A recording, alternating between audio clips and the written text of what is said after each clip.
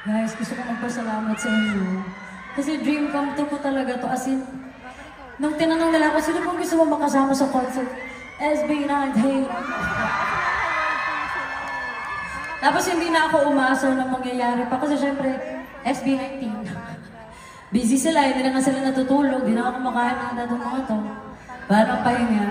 But it is my great honor and privilege to have shared this revolving stage with you. Thank you so much.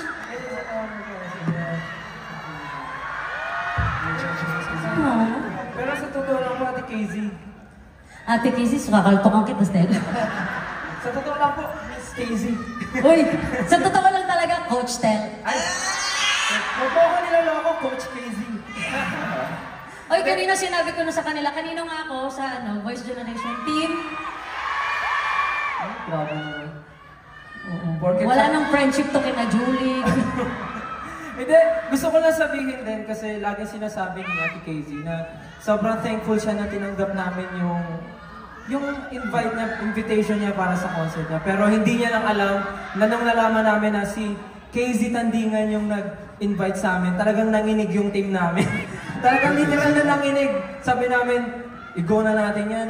Casey Tandingan yan, naayaw nga namin. Siyempre, doon po kami agad. Kaya Ate Casey, thank you rin po sa pag-invite sa amin. Talagang isa to sa masasabing napakagandang opportunity sa team namin and sa group namin. Siyempre, sino ba naman kami para makasama ang isang one and only Casey Tandingan? Concert ba ni Stel?